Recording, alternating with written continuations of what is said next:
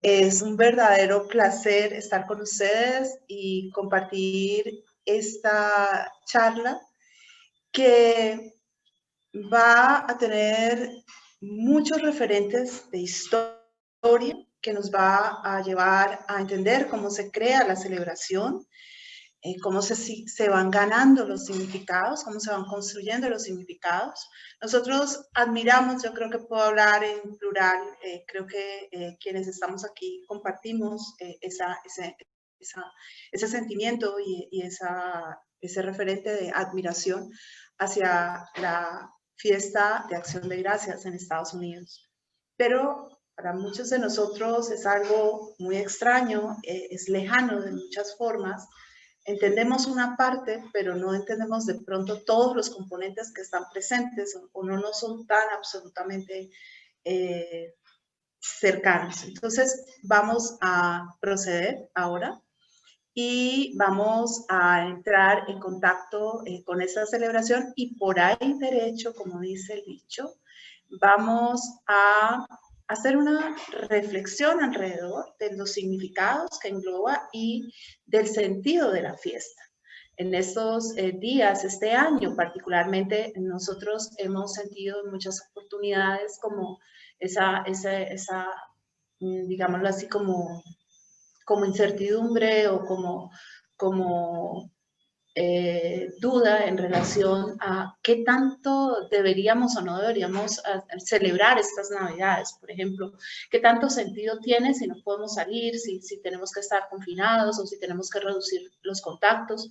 Pues bien, espero que después de esta charla ustedes tengan muy claro que siempre tenemos que construir espacios alegres, que mantener la alegría es muy necesario, sobre todo en los momentos de dificultad. La fiesta está allí no solo como un resultado de buenos momentos, sino muy especialmente como un aliciente para los momentos difíciles, para ir hacia adelante. Entonces, vamos a empezar por hablar de algo que no es la historia. Se parece a la historia, pero no es la historia. Es la memoria colectiva. ¿Cómo así? Sí, es la manera en que nosotros, como grupo social, recordamos el pasado, apropiamos el pasado. Nosotros no recordamos exactamente lo que pasó, porque no somos robots, no somos solamente intelecto. Nosotros tenemos una memoria emocional y también selectiva. Entonces, creamos vínculos con las mismas celebraciones, con el entorno, con lo que ha pasado, de acuerdo a la manera como lo hemos experimentado o como lo hemos aprendido. Eso es lo que hace que, por ejemplo, en un cierto momento, un cierto olor, un cierto sabor, una cierta imagen, traiga a nuestro corazón una gran cantidad de emociones. Pero eso que sentimos como individuos también lo tenemos como colectividad. Y en la memoria colectiva la fiesta es fundamental, porque la fiesta es el momento que nos une a todos, que nos identifica, que nos lleva a crear lazos, a establecer vínculos sólidos.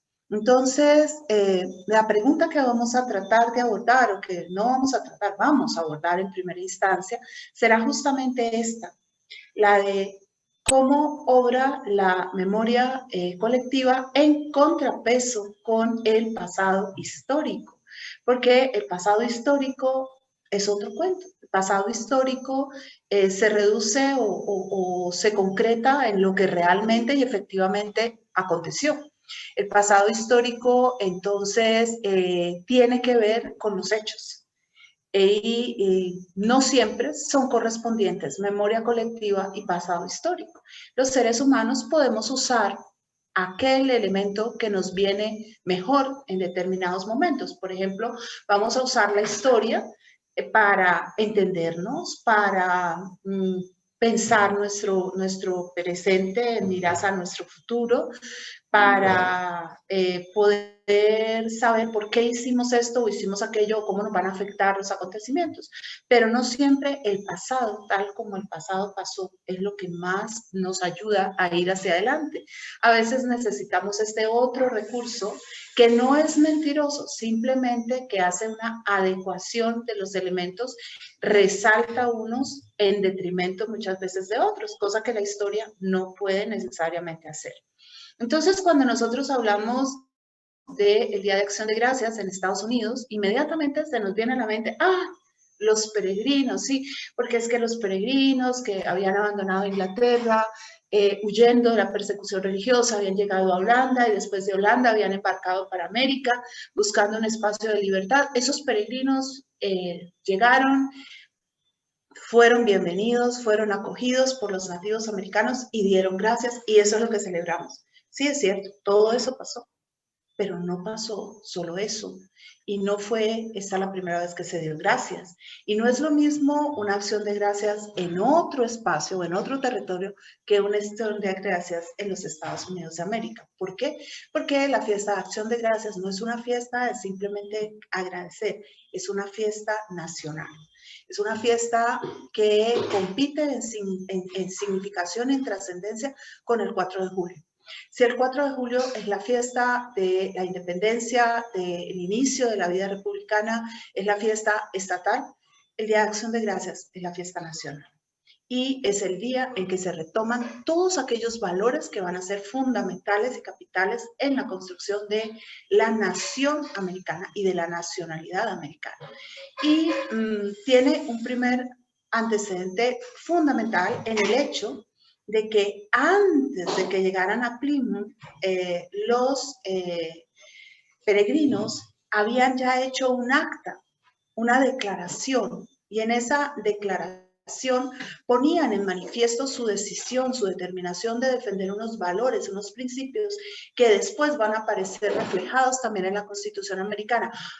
Porque los padres fundadores lo leyeron de los peregrinos. No, porque eran concomitantes, porque se aproximaban, porque muchas personas que llegaron a Estados Unidos, muchas personas que trabajaron en la construcción de la nación, tenían ese mismo referente de pensamiento y estaban buscando una construcción social, cultural, política que fuera, óiganme bien, sobre todo para esta época, incluyente. Y que por tanto permitiera un punto de apoyo, un punto en común, que no le diera cabida a ciertos márgenes de intolerancia que eran justamente los que habían llevado a muchas personas a salir de su lugar de origen para venir a América.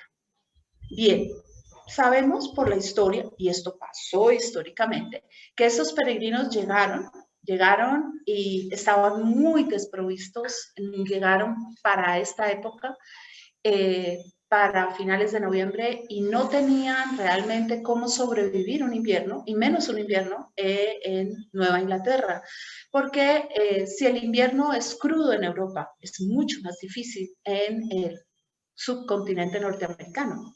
En esa parte, las condiciones climatológicas son exageradamente fuertes y esto hace que una persona que no tenga una provisión previa, pues no pueda sobrevivir. Pero ellos llegaron y los nativos fueron absolutamente acogedores, fueron amistosos y les proveyeron comida y refugio y les ayudaron a enfrentar el espacio.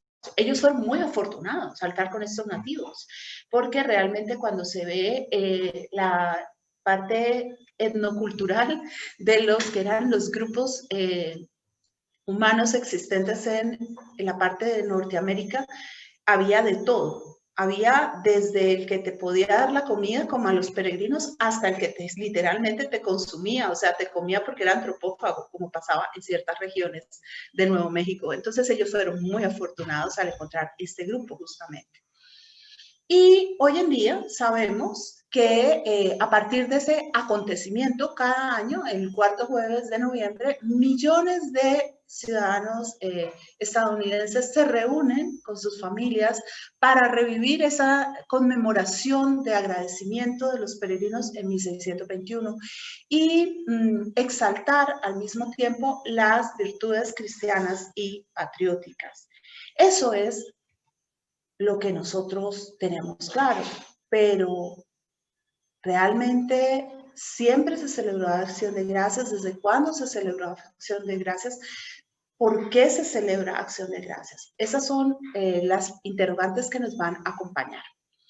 Para empezar, vamos a decir que hay en esta historia de la memoria cultural y social y colectiva, pues hay unas inconsistencias. La primera es que nos lleva probablemente a pensar, oh, los peregrinos fueron los primeros en llegar y en dar gracias. No, no fueron los primeros en llegar. Ya antes de ellos había llegado mucha gente en las mismas condiciones, muchísimas personas que habían emigrado por las mismas razones. Y tampoco fueron los primeros en celebrar una acción de gracias. Y tampoco celebraron una acción de gracias convencional. Y todo esto va a ser importante.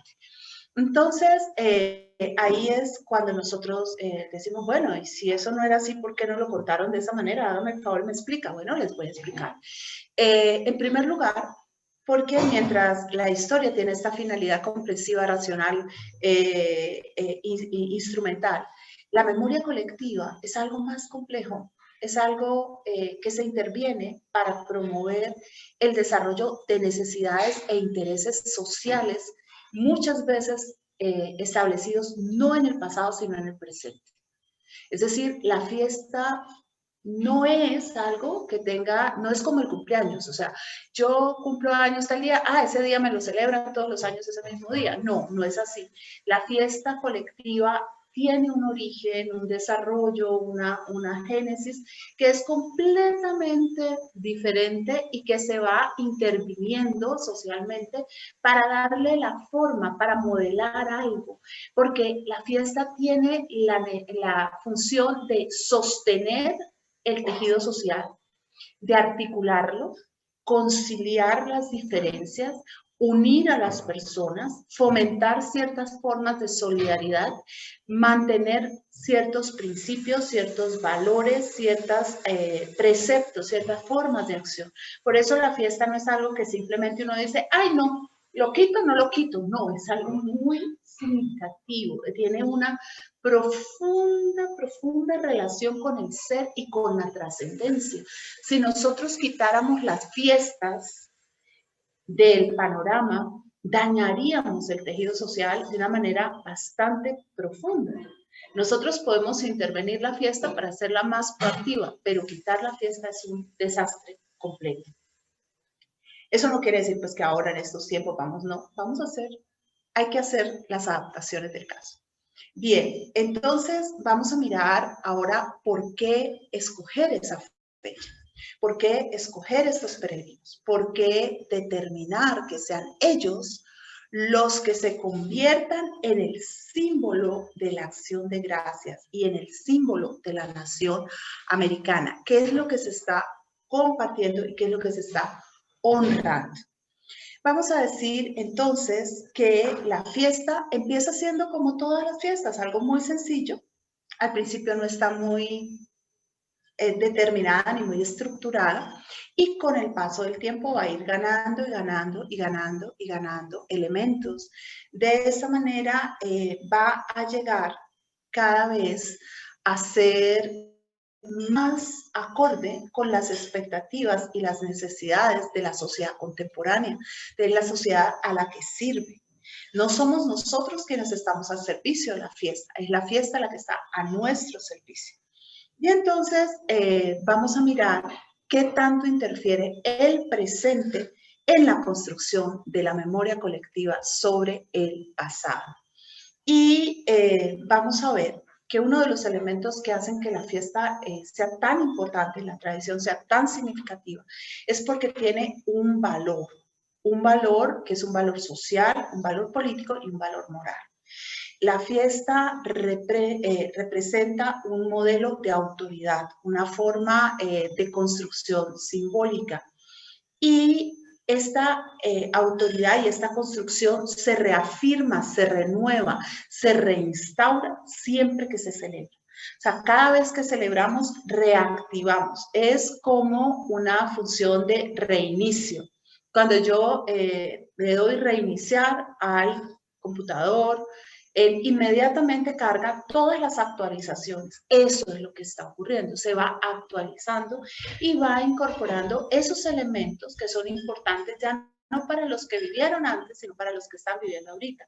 Siempre, y sobre todo en tradiciones como esta, hay una comprensión de que volvemos a una edad original, a un momento prístino en la vida y en la existencia social, en el que todo es particularmente humano. La fiesta, y esta fiesta nos gusta tanto y nos admira tanto porque es una fiesta que está cargada de humanismo. Es una fiesta que supone volver a entrar en conexión con aquellos elementos que son tus raíces culturales, tus raíces humanas, tus raíces sociales, tus raíces históricas. Y en ese sentido, la fiesta es muy significativa y es completamente válida. La fiesta está llena de ritual, tiene un componente de recuerdo perdurable. Por eso, por ejemplo, nadie en su sano juicio, puede que hoy en día lo hagan, y bueno, hoy en día tenemos mucha población que está siendo vegana, que está siendo vegetariana, diga, no, voy a cambiar el pavo por pernil de cerdo. No, ¿cómo se le ocurre? O sea, que se mantengan ciertas tradiciones en la comida. El 24, el 31, podemos comer lo que queramos. El 24, el 31, podemos celebrar con quien queramos, donde queramos, pero el Día de Acción de Gracias no. El Día de Acción de Gracias tiene todo un ritual que se debe conservar. Y ese ritual mantiene nuestro vínculo con el pasado, con nuestra cultura y nos ayuda a comprender el presente. Le da otro valor al presente. Por ejemplo, este Día de Acción de Gracias era particularmente esperanzador. ¿Por qué? Porque hemos tenido una situación atípica. Hemos vivido y experimentado un proceso histórico gravísimo que es una pandemia. Entonces, de pronto poderte encontrar frente a frente con tus seres queridos y poder compartir la cena con ellos y poder agradecer con ellos, es una forma de decir, Dios mío, gracias, estamos vivos, hemos sobrevivido, hemos podido atravesar esta situación tan dura y estando juntos vamos a poder solventar lo que nos traiga el futuro y vamos a poder ir hacia adelante. Bueno, aquí está lo que ya les había dicho, o sea, las dos visiones, historia contra memoria colectiva, no son iguales.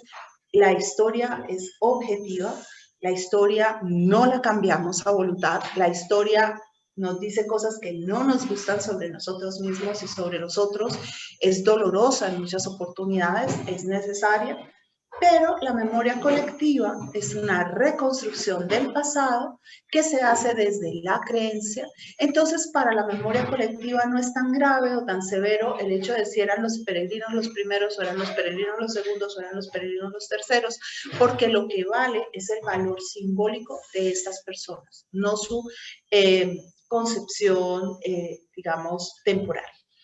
La fiesta de Acción de Gracias se ha ido formando, se ha ido, digamos, configurando y se ha ido modelando fundamentalmente en 4 momentos históricos.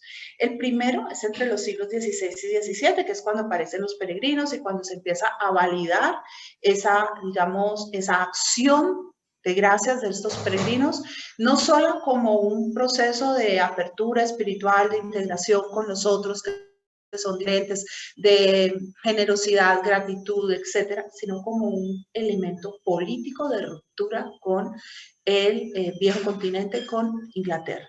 El segundo es la guerra civil. Ese es el momento crítico en que Acción de Gracias se catapulta y se vuelve la fiesta de la nación.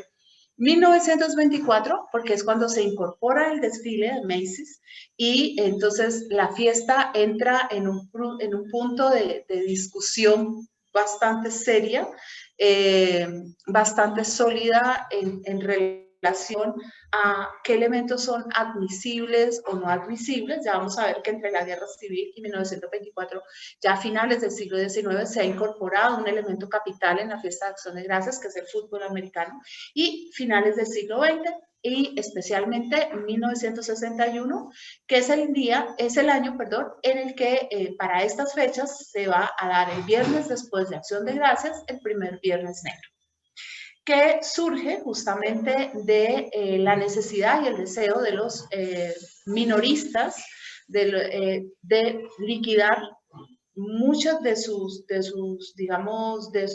existencias para dejar espacio y anticipar la temporada navideña. Y lo hacen a través de una serie de grandes ofertas. Entonces es cuando, creo que es en Detroit, va a surgir la expresión Viernes Negro, porque el tráfico se volvió un desastre, las vías colapsaron porque toda la gente se fue a la calle para aprovechar las promociones. Este nombre de Viernes Negro solo se institucionaliza en el año de 1975. Antes de eso pasa como con la misma fiesta, que no es regular. ¿Dónde empieza la memoria? Pues como dijimos, empieza con los peregrinos, empieza con el hecho de que ellos hayan llegado, con el hecho de que hayan sido acogidos y que hayan celebrado con sus huéspedes justamente este momento tan especial y esta generosidad y este poderse quedar. Pero resulta que estos peregrinos eran bien atípicos. Estos peregrinos no celebraron Acción de Gracias como naturalmente y convencionalmente se celebraba Acción de Gracias para la época, porque Acción de Gracias para la época se hacía a través de sermones, oraciones, prácticas de abstinencia, es decir, una Acción de Gracias se preparaba como se prepara hoy en día una Semana Santa, con una cuaresma, con un tiempo de purificación espiritual. Y estos peregrinos no han hecho nada de eso. No solamente no han hecho eso, sino que además de eso han jugado, han hecho prácticas de tiro y han incluido un banquete. Y se han sentado a compartir ese banquete con los nativos que los han hospedado todo este tiempo y lo han hecho en un clima de alegría y obviamente han hecho la bendición de los alimentos, pero nada eclesiástico, sino una manera muy secular de compartir con amigos, con personas que han sido buenas con uno y obviamente tener presente a Dios en la celebración. Es decir, que es atípica la celebración en relación con las otras.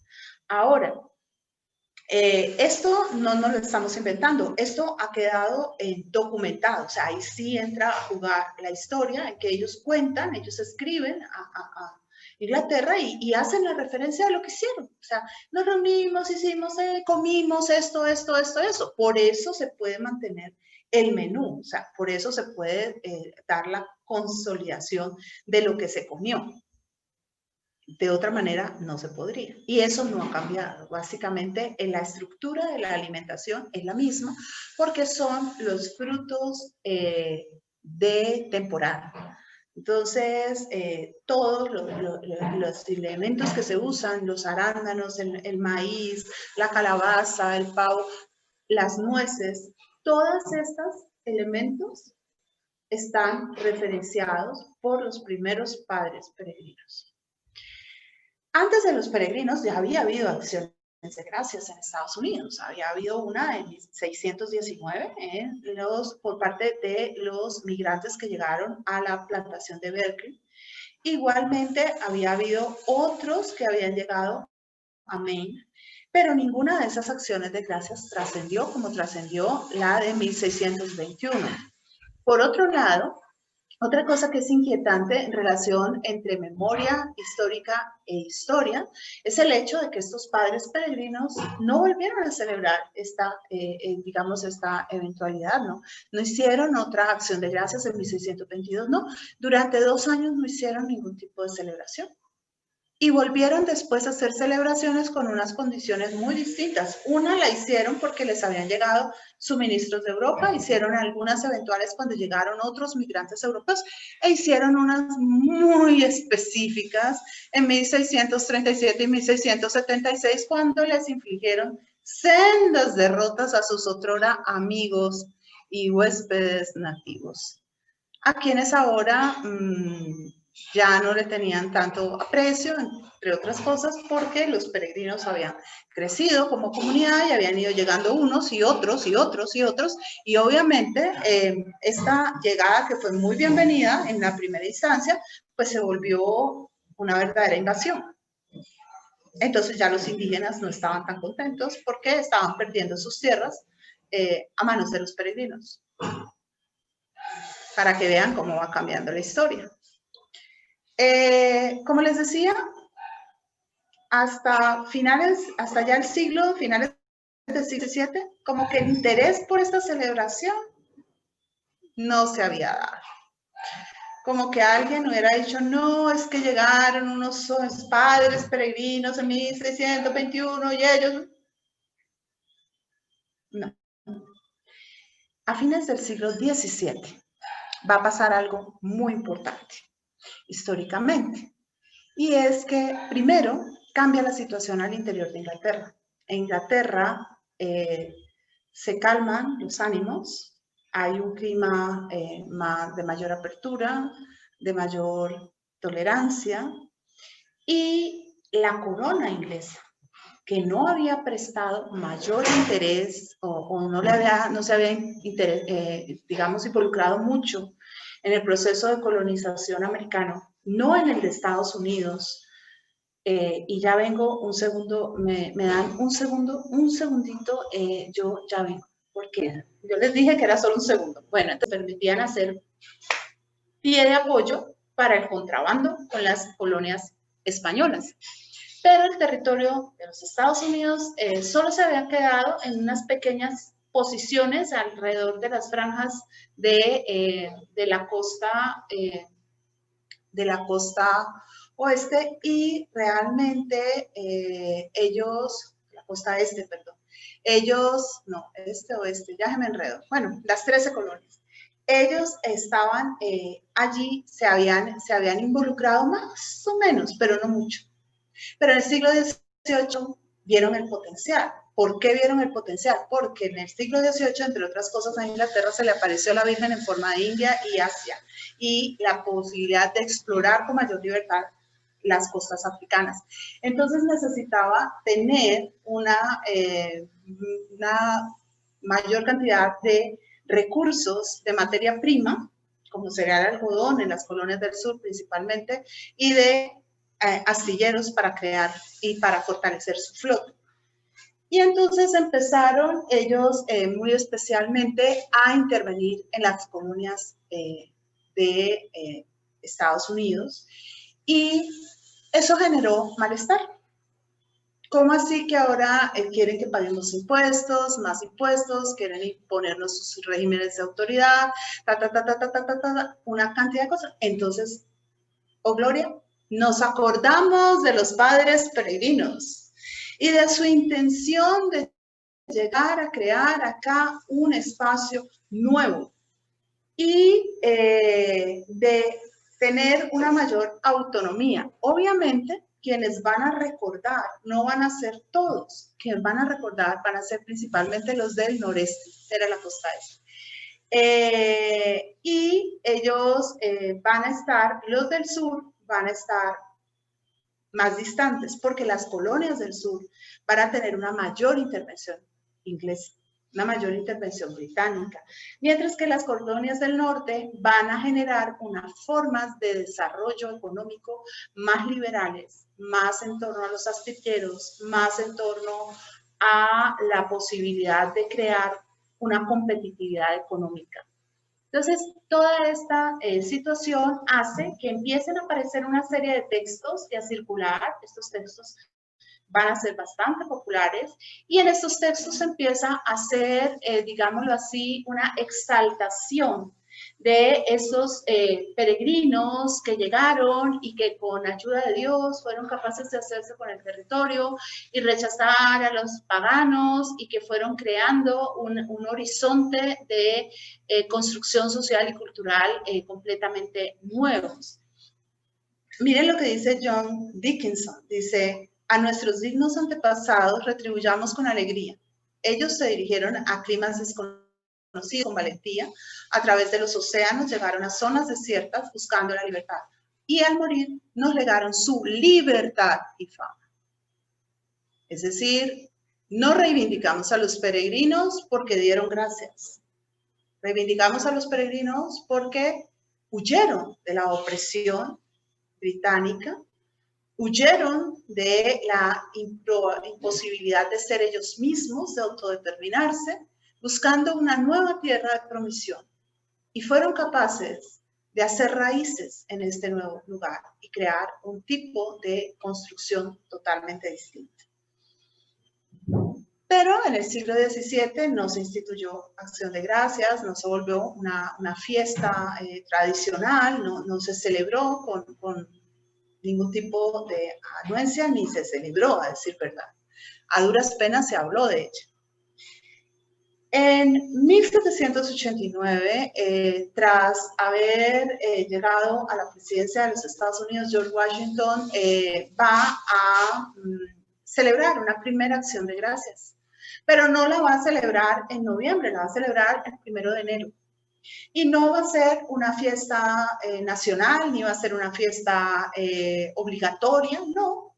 Simplemente él va a hacer su proclama ese día y va a hacer una convocatoria para que las personas que quieran den gracias también por los buenos momentos que ha tenido la nación y sobre todo por su supervivencia.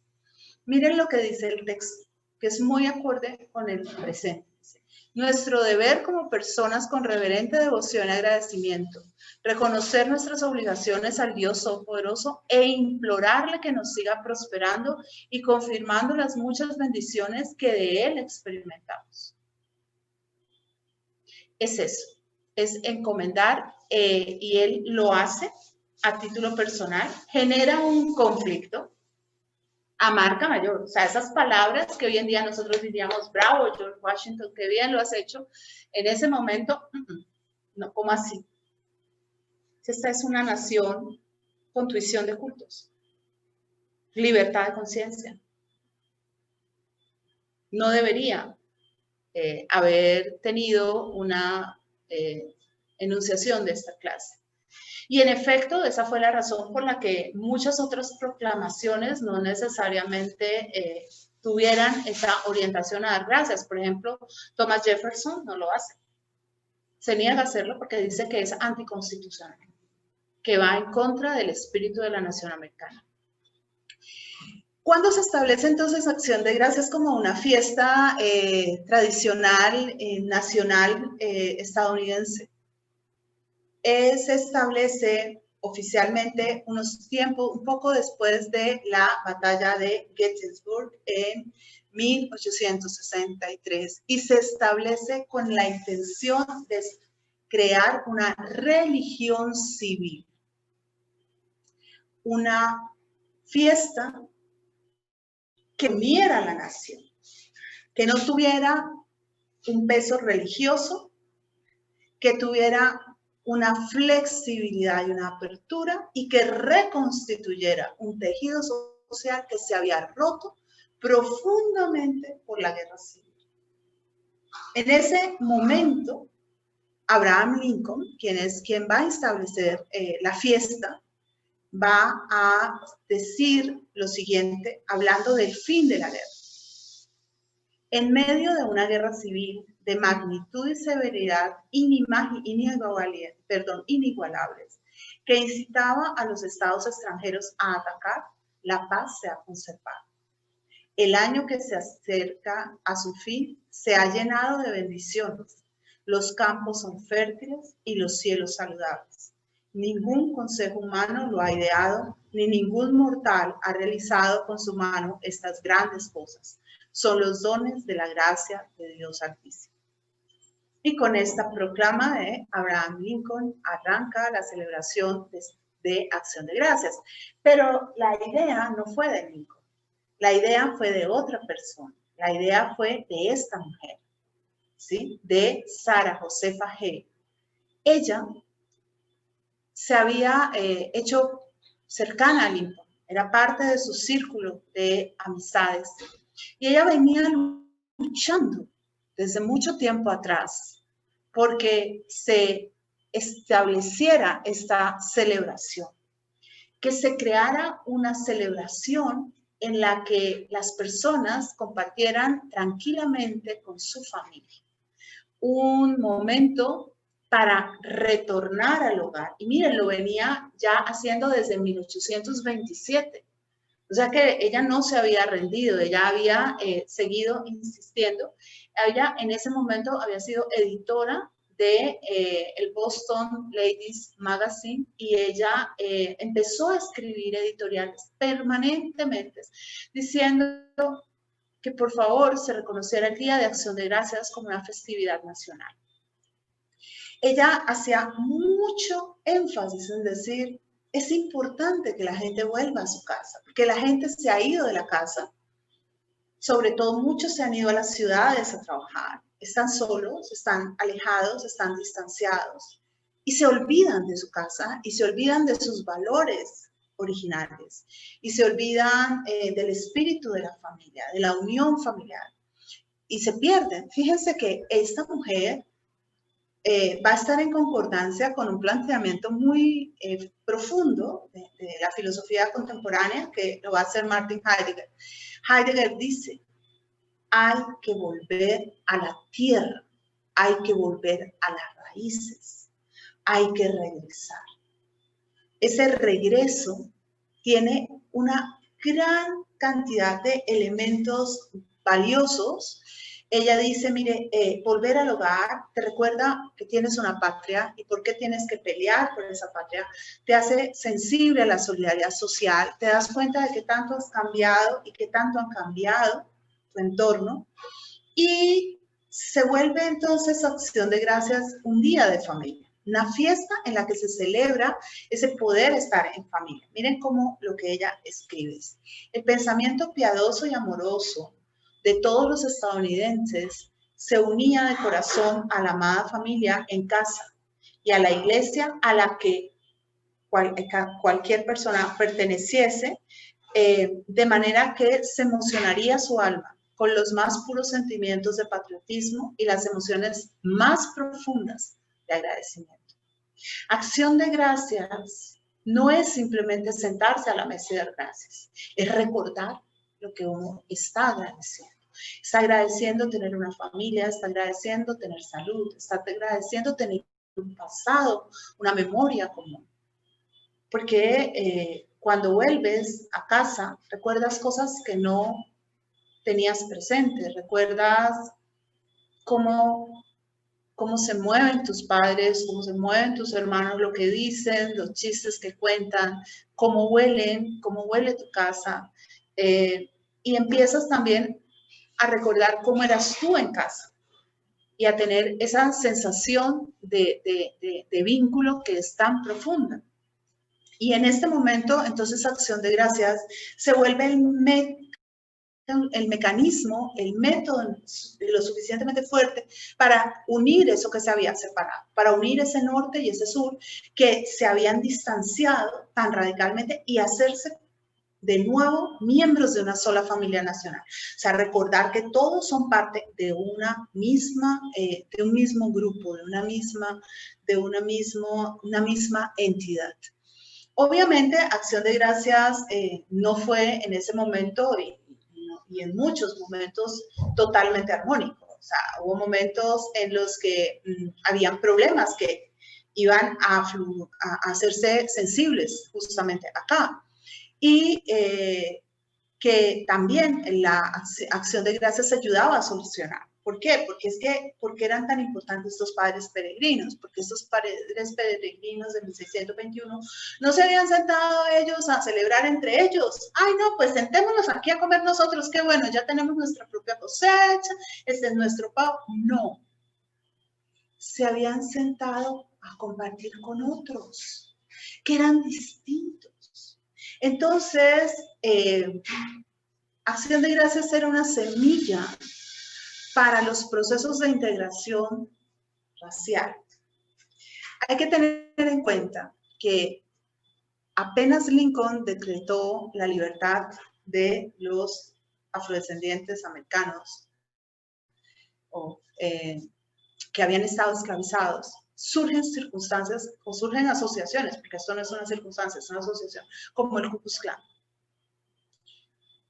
En el sur va a ser más difícil el proceso de asimilación de la diferencia y de equiparación étnica. Digamos étnica y no racial, porque racial está fuera de contexto, porque solo hay una raza y es la raza humana. Hay variaciones étnicas, pero no raciales. Todos y todas tenemos el mismo genoma, o sea, la base del genoma es igual. Y en el norte menos. De todas maneras, sobre todo los más visionarios ya empezaron a sentir que Acción de Gracias podía ser una forma de reconciliar las distancias existentes, que era el momento para conciliar, por ejemplo, la diferencia entre los Estados Unidos rurales de granja agraria y los Estados Unidos que estaban naciendo de industria manufacturera, donde los valores de la familia a veces se deterioraban, se perdían, se alejaban, se distanciaban. Y entonces Acción de Gracias se volvía un mecanismo de contrapeso a esta disolución, a esta atomización social que es producto de la revolución industrial. Acción de Gracias se vuelve una forma de reconciliar, una forma de revincular, restablecer los lazos que se habían rotos. Y en ese sentido es una religión civil. ¿Por qué? Porque lo que dice religión es religare, volver a unir lo que está separado. ¿Sí? Entonces, en este caso va a ser al grupo social. Y así va a ser percibido. ¿Sí? Miren este texto que viene de uno de los periódicos de la época que dice: esta celebración privada en la cena de Acción de Gracias es la característica más atractiva de la ocasión. Que sea privada, que no sea en un club, que no sea público, que no sea, no, que sea en la familia.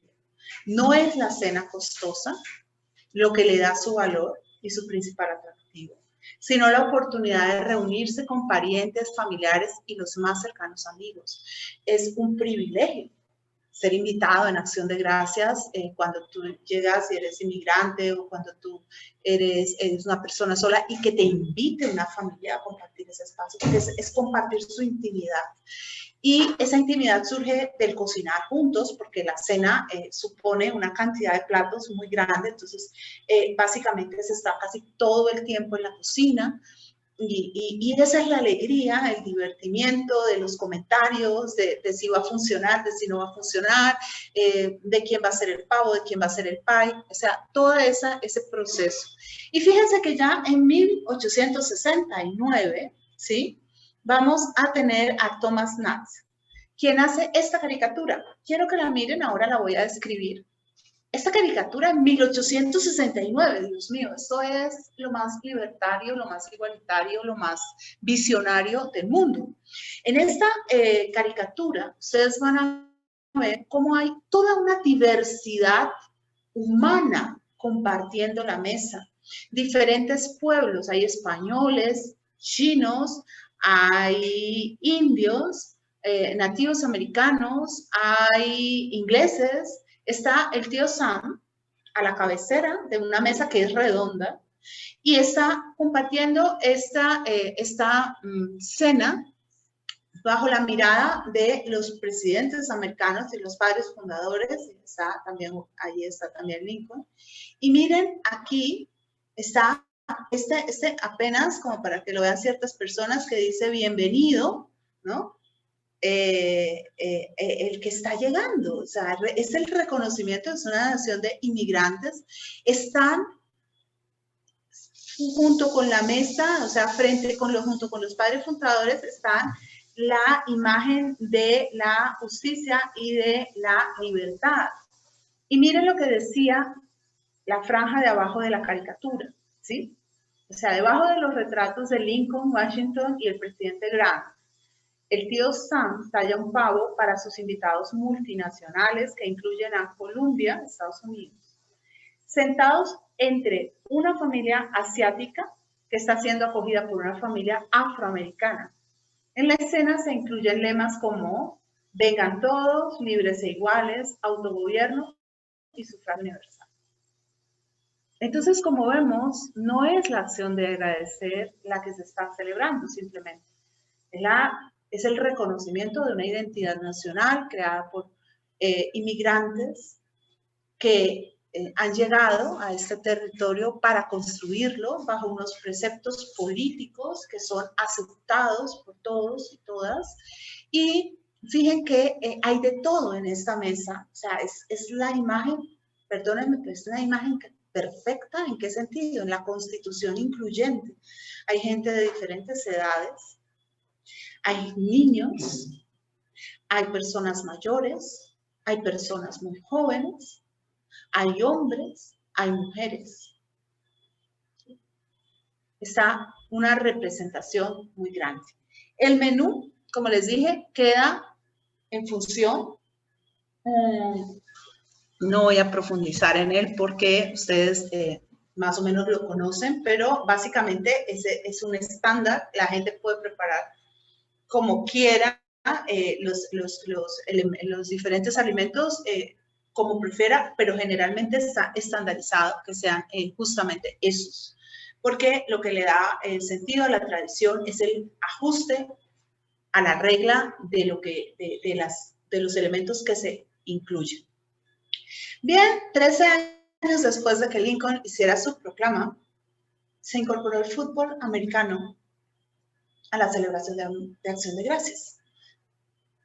Yo no sé si ustedes, de pronto ustedes son más expertos de lo que soy yo en ese tema, pero yo siempre me pregunté, yo dije, pero ¿y el fútbol? Es decir, bueno, será como para que la gente se entretenga, será como para que tengan algo que hacer durante la celebración.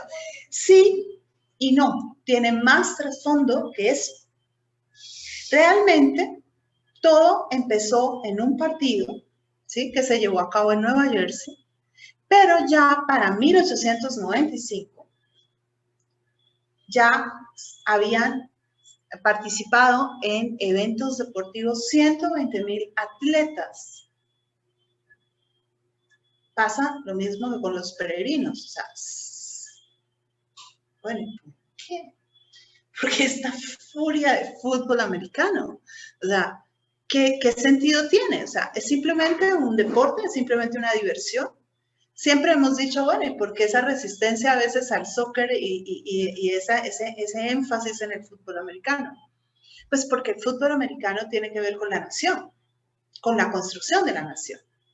Resulta que cuando se hizo esta introducción, obviamente hubo disidencias y hubo oposición, hubo personas que dijeron, no nos cuadra, Acción de Gracias es una oportunidad para que las personas estén en familia y entonces ahora el fútbol, ¿qué va a pasar? Pero resulta que la Asociación de Jóvenes Cristianos dijo, no, el fútbol construye valores cristianos. El fútbol es una manera de ocupar las mentes y los cuerpos, específicamente de los hombres jóvenes, y alejarlos del placer mundano, del juego y de la ociosidad. Porque es que estos hombres están yendo a las ciudades, están solos y están descarriados, están haciendo cosas que no son.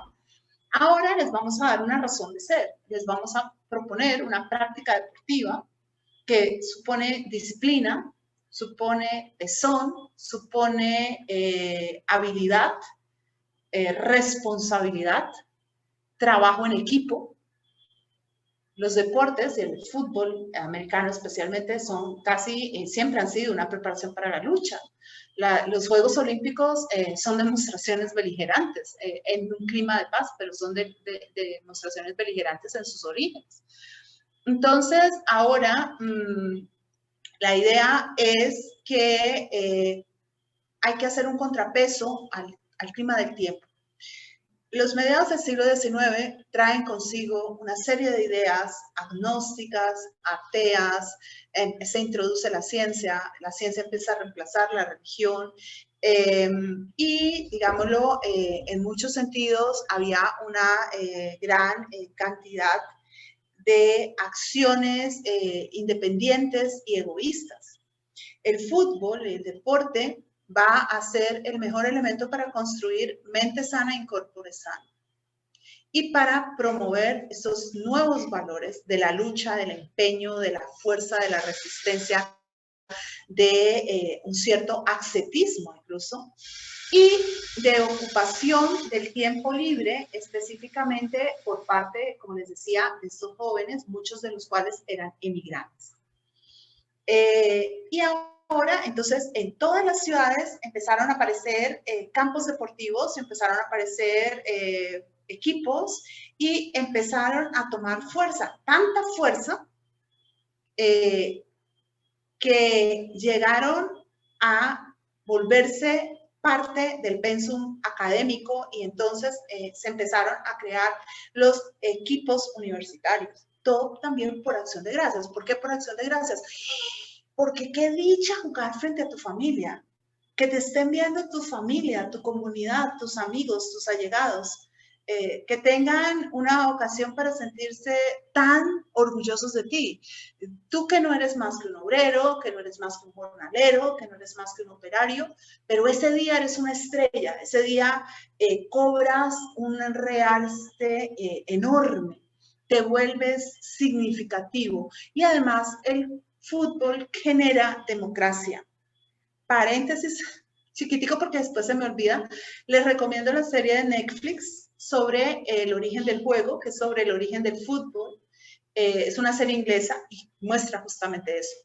Cómo los obreros llegan a jugar con los caballeros y cómo el deporte se va popularizando y cómo va generando un espacio de incorporación social, de apertura social, de vinculación y va dándole un lugar. Y por ejemplo, en Estados Unidos, como el fútbol americano lo juegan fundamentalmente los hombres, las mujeres van al porrismo. De esa manera, dentro de los esquemas convencionales, tradicionales del pensamiento conservador también y muy republicano, pues ambos tienen un elemento y un momento destacado, ambos tienen protagonismo. El porrismo obviamente va a entrar mucho después, pero el fútbol va a estar ahí desde muy temprano y esto también nos permite entender esa exaltación de los jugadores de fútbol en los colegios, en las universidades, todas las prerrogativas que se les da, porque es que el fútbol americano no es simplemente un deporte, es patria, es nación, es identidad. Entonces se vuelve algo muy, muy, muy importante. Y esto, como les digo, muy promovido por la Asociación Cristiana de Hombres Jóvenes, ¿sí? Que ya tenía para la época 397 sedes en Estados Unidos de América y Europa. La mayoría en Estados Unidos. Bien, entonces el fútbol construye moral y por eso el fútbol entra a la fiesta. Miren lo que nos cuenta Nathaniel Scherer de Harvard. Dice, el fútbol se está convirtiendo en un campo de entrenamiento moral y un espejo del capitalismo industrial estadounidense. Prefigura el tipo de personas que la nación americana desea, ¿no? Estos hombres, fíjense que además este es un deporte en el que se supone tomar terreno, avanzar, alcanzar un objetivo, supone habilidad, supone oponerse, o sea, es un juego muy táctico, logístico, de mucha estrategia y que pone en movimiento pues todos esos valores. Ahora, una de las razones, los argumentos que dio en su momento la Asociación de Jóvenes Cristianos, dijo, porque la antigua forma de mantener el Día de Acción de Gracias de manera cristiana ya no es adecuada para abrazar a los jóvenes hombres, no prueba que los jóvenes se estén volviendo no cristianos. Más bien sugiere que una nueva forma de hacerlos más cristianos de lo que nunca fueron, bajo las antiguas observaciones, es jugar fútbol. Esto, lo que decíamos, o sea, la memoria colectiva responde a la necesidad del presente, se va adaptando a la necesidad del presente. Y hasta ahí todo iba muy en orden y estábamos muy bien, estábamos muy concentraditos y todo iba como muy juicioso hasta que resulta que a los de la tienda de Macy's les dio por hacer un desfile, el Día de Acción de Gracias. Ese desfile cayó al principio en la comunidad y generó mucha polémica. Lo interesante aquí no es la polémica o es, digamos, el desfile. Lo interesante es cómo se resuelve la polémica, porque es una lección política de lo que es la sociedad de los Estados Unidos. Bien, resulta que se lanzó el desfile. Cuando se lanzó el desfile, entonces ciertos personajes que concurrían a todas las actividades festivas y que aparecían disfrazados, aparecieron también en el desfile. El desfile chocó con la tradición, porque una cosa era ir a ver jugar el partido de fútbol donde están jugando los miembros de la comunidad y los miembros de la familia, y otra cosa muy distinta es ir a la calle a ver un desfile. O sea, no, hay como un contrapeso, pero el desfile fue tan atractivo y tan interesante para el público que asistió y tan divertido que era difícil quitarlo de medio, sobre todo porque entonces empezaron a haber otros elementos positivos. O sea, cuando íbamos al desfile estábamos todos juntos en la calle. Nos vemos, nos reconocemos, somos iguales, compartimos un interés. Si la cena de acción de gracias nos pone juntos en familia, el fútbol nos pone a mirar a los miembros de nuestra comunidad, que son exaltados como grandes deportistas, el desfile nos pone a unos a los lados de los otros divirtiéndonos. Y entonces el desfile empezó y el desfile se también validó porque instigaba el consumismo. Y consumir es un valor esencialmente estadounidense.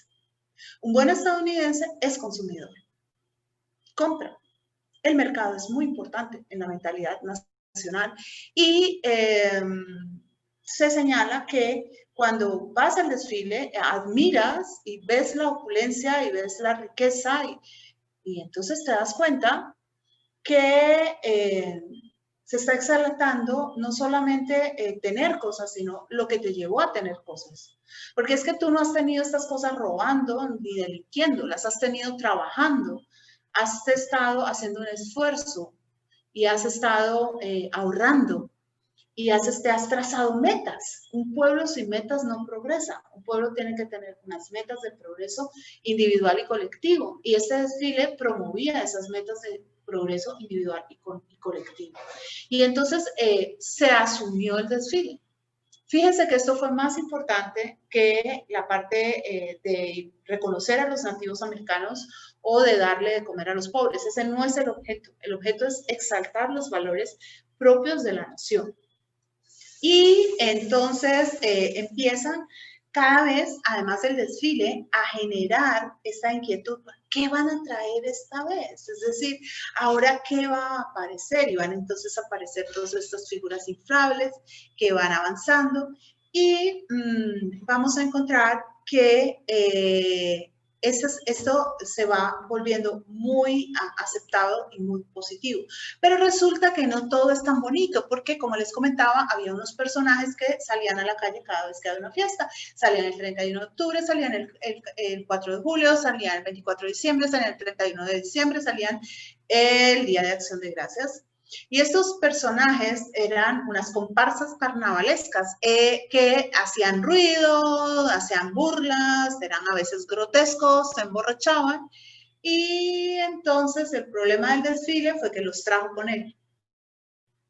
Y había que pensar si dentro de la fiesta, donde ya vimos que había opción para el desfile, también iba a haber o no iba a haber opción para esta gente.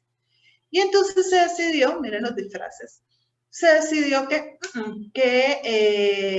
estos fantásticas eran perturbadores y que muy seguramente reñían con el espíritu de la ocasión de Acción de Gracias.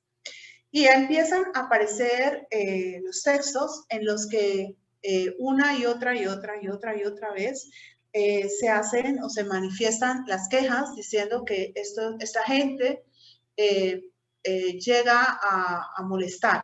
Obviamente este no es el texto exacto, este es un texto en el que se habla de cómo va la gente sobre las carrozas. Es este el que vamos a mirar. Que ese es el que tiene que ver con lo que les digo. Miren, se vestían así, se disfrazaban hombres, se disfrazaban de mujeres o se disfrazaban, se pintaban como afro y generaban la debacle, el desorden social porque eran muy provocadores y porque llevaban a una ruptura de esa a veces de ese principio de inclusión con el que se había empezado el fenómeno de la fiesta. O sea, la fiesta estaba orientada a que nos conciliáramos, a que nos fuéramos fraternos, y ahora aparece esto y entonces nos pone en evidencia que hay cosas como que no estamos tan unidos, ¿no? Hay cosas que no sabemos dónde vamos a poner los límites. Por ejemplo, en un momento se habla de cómo una turba casi lincha a una pareja. Uno de ellos estaba vestido de mujer, de rubia, y el otro estaba disfrazado de afro. Iban juntos, tomados del brazo y riéndose y casi los matan porque en ese momento era tolerancia cero para las uniones interraciales. Entonces, se dice, bueno, eso no es lo que queremos en Acción de Gracias. O sea, nosotros en Acción de Gracias queremos conciliación, no queremos ruptura. Y vamos a encontrar entonces que esto tenemos que pensar. Y se empieza la discusión, bueno, ¿a qué se debe? O sea, ¿qué viene detrás?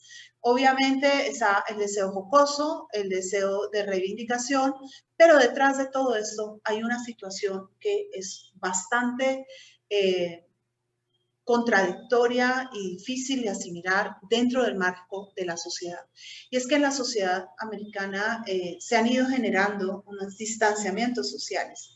Y hay un grupo de personas étnicamente blancas y que tienen un origen anglo, principalmente, aunque también pueden haber irlandeses y demás, que están muy cerca a las comunidades afro que han recibido su libertad y que si bien es cierto que viven en espacios segregados, pues a veces han prosperado y han logrado un bienestar que estos otros no. Y ahí esa misma situación se está presentando con las mujeres. Hay mujeres que están empezando a marcar una diferencia social, que trabajan, que logran prosperar. Entonces, estas manifestaciones carnavalescas tienen debajo de ellas toda una confrontación entre identidad y rechazo. Me veo de pronto situada en el lugar del otro, o sea, de pronto me doy cuenta de que yo no estoy en donde yo creo que debo estar por mi condición y mi connotación étnica y de género. Y al mismo tiempo, tampoco estoy en el punto de irme al Ku Klux Klan, es decir, tampoco estoy en el punto de irme a golpear. Quiero burlarme, quiero descargarme, pero también a veces quiero identificarme. Entonces, detrás de estas formas de expresión hay las dos pulsiones, la pulsión del rechazo y la pulsión de la atracción. Me rechaza al rechazo y me atrae, al mismo tiempo rechazo y me atrae. Y eso es parte del proceso de inclusión, es parte del proceso de evolución social, de incorporación social. Miren la comparsa, ¿sí? Entonces, como les digo, hay de todo. Hay envidia, hay miedo, hay rechazo, hay identidad, hay todo. Todo está detrás de este tipo de mascaradas. Pero lo que sí es cierto es que está todo menos lo que queremos que sea Acción de Gracias. Porque esta gente ha vuelto a Acción de Gracias un carnaval, no está yendo con los valores sociales que estamos estableciendo, están rompiendo las reglas, están emborrachando, están insultando, están perturbando, no los queremos en Acción de Gracias. Y esa va a ser la decisión que finalmente se va a tomar. Sobre todo porque además de los adultos, había un grupo de niños que aprovechaban y salían a pedir dinero. Y entonces Acción de Gracias se volvía para muchos una oportunidad de lucro.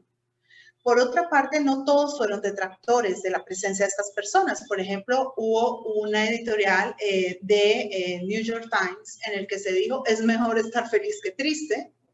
Eso que es una obviedad,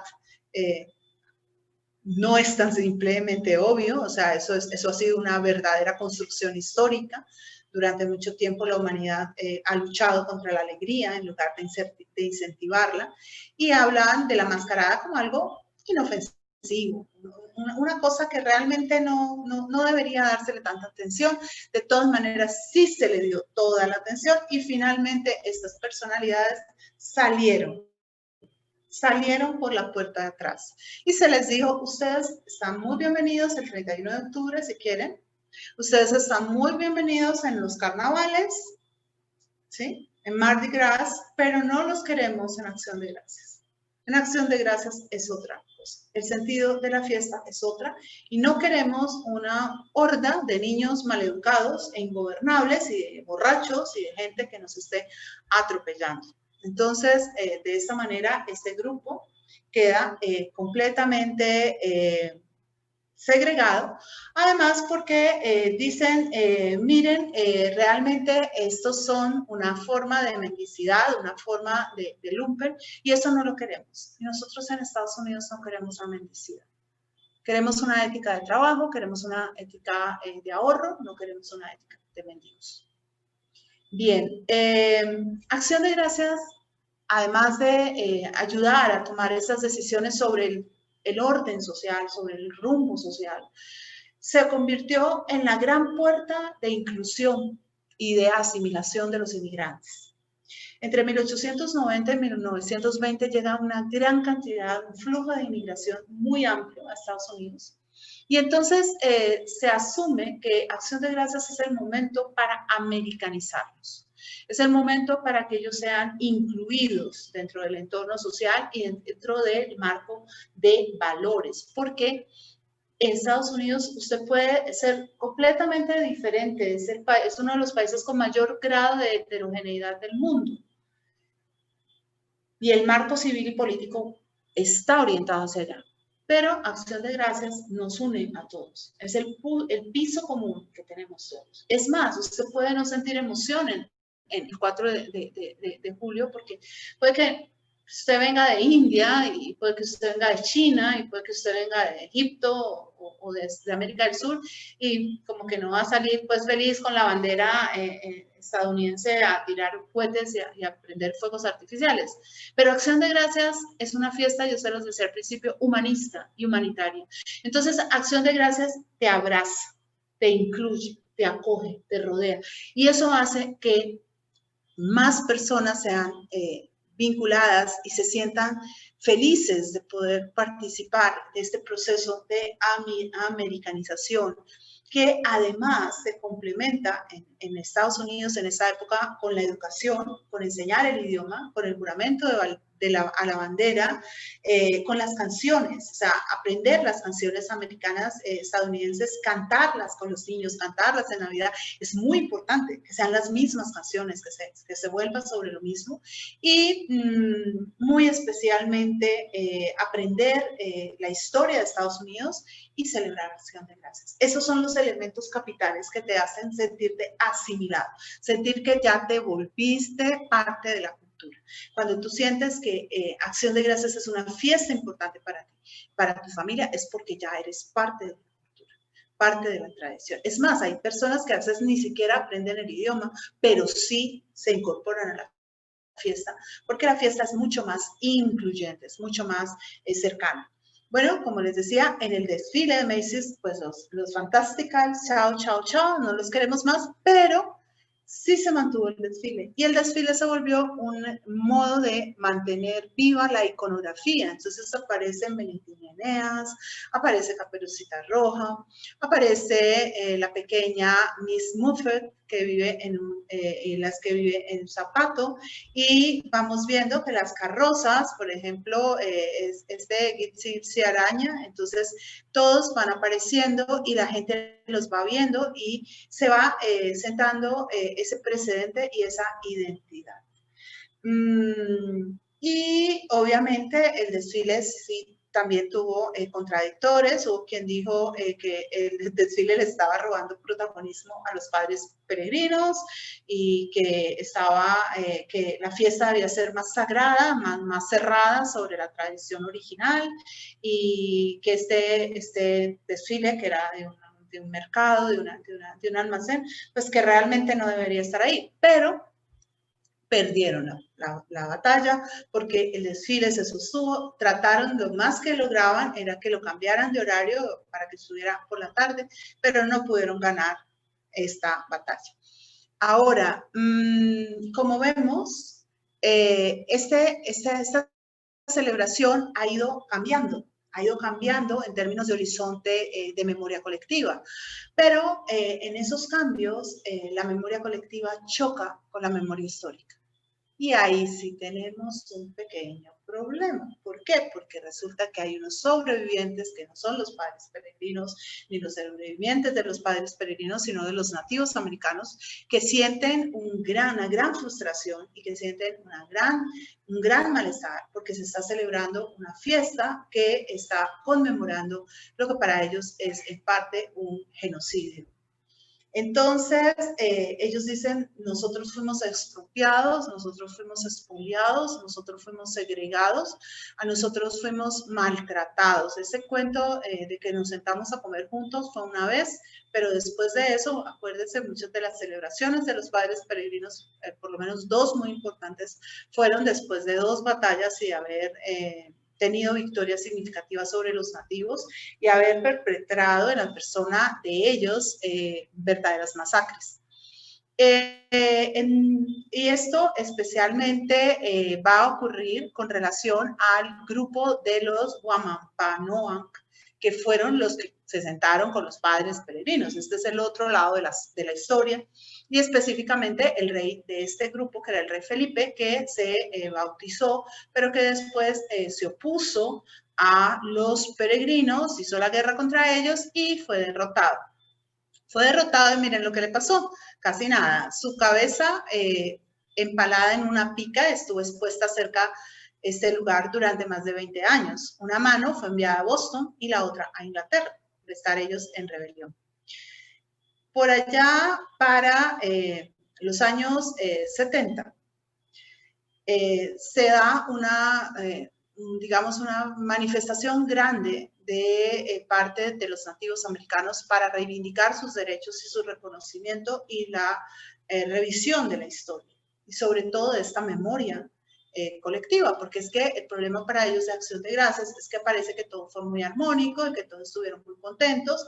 Es, digámoslo así, más grave que el descubrimiento de América en manos de Cristóbal Colón, es decir, mucho más sensible, porque aquí pues lo que se dice el 12 de octubre es que Colón llegó a América, pero no más, o sea, nadie, pero acá se hace una visión muy en positivo del pasado histórico, sin reconocer este otro elemento que tenía que ver con el genocidio, con la enfermedad, con la guerra, con la restricción, con el desalojo, con una cantidad de cosas. Y esto llevó a que en 1970, cuando ellos fueron invitados por la Commonwealth de Massachusetts para pronunciarse, ellos señalaran en voz de Guamasuta, que era su vocero, los que no iban a asistir allí, que iban a hacer manifestaciones públicas, porque los primeros pobladores peregrinos hicieron creer al indio que si no se comportaba, excavarían la tierra y desatarían la gran epidemia nuevamente.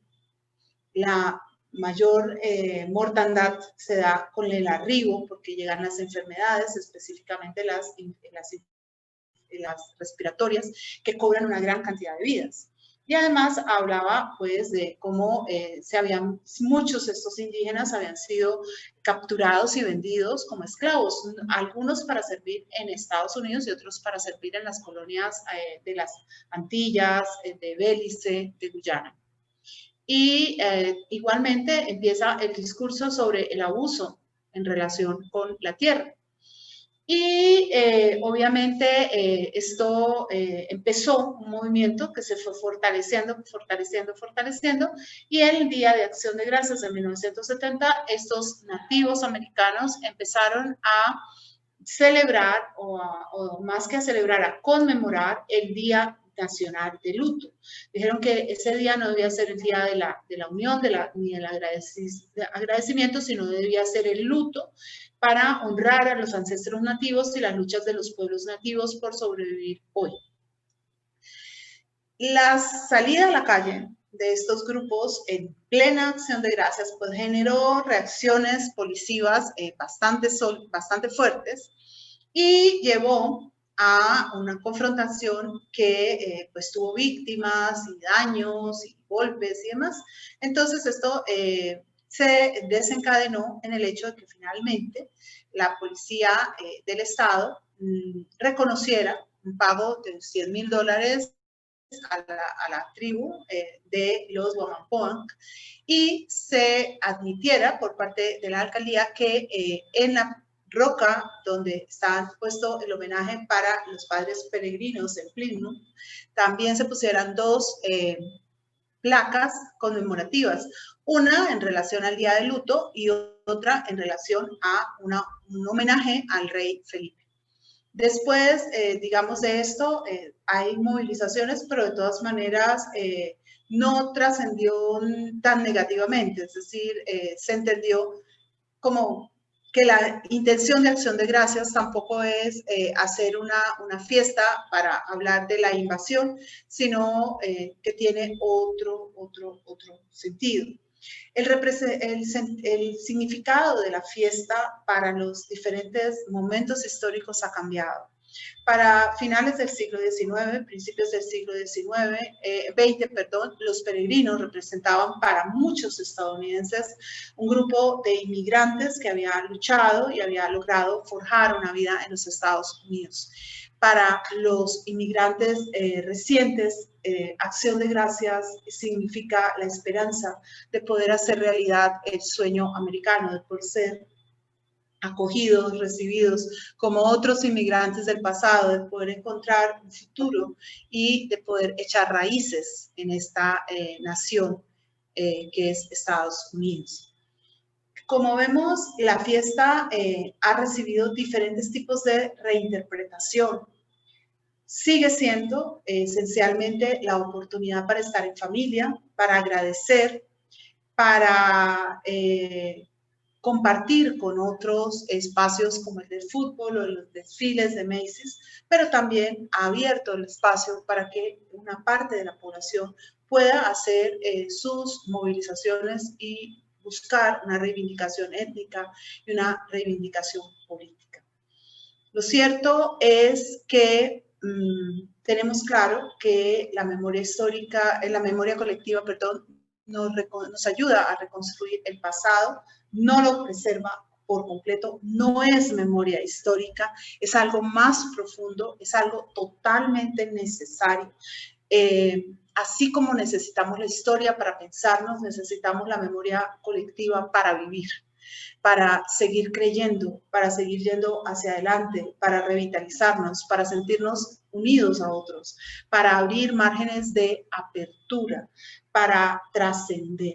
Eso que nos hace profundamente humanos es ese espíritu de trascendencia, ese saber que tenemos un espíritu que se alimenta, no solamente se alimenta con valores, con ideas, con principios, y tener muy en cuenta que la fiesta, esta fiesta nos ayuda a encontrar luz en medio de la oscuridad, esperanza en medio del desasosiego y alegría en medio de tanta tristeza. El Día de Acción de Gracias en Estados Unidos pasó ayer. Nosotros probablemente no vamos a celebrarlo así porque no tenemos en muchos casos este valor nacional y somos ajenos o otros nos van a celebrar porque han participado y saben el valor de la tradición, el valor de la fiesta. Pero tenemos también nuestras propias celebraciones y siempre tendremos la oportunidad de vivir nuestra propia acción de gracias, de volver a nuestro hogar, de encontrarnos con nuestra familia, de encontrarnos con nuestros amigos. No perdamos esa oportunidad. Tenemos que ser cuidadosos, pero no tenemos que estar aislados en el sentido de estar totalmente sin nosotros. Podemos vincularnos como nos estamos vinculando nosotros, así sea a través de una pantalla de computador, una llamada de teléfono. Podemos estar presentes sin estar necesariamente unos al lado de los otros y cuando podamos hacerlo, cuando podamos ser juiciosos y cuando podamos tener las medidas de prevención necesarias, pues es muy importante que mantengamos esos lazos, esos vínculos, porque son ellos los que nos hacen ser humanos. Lo que nos hace ser humanos profundamente es estar y compartir con otras personas. Y aquí termino yo. Muchísimas gracias.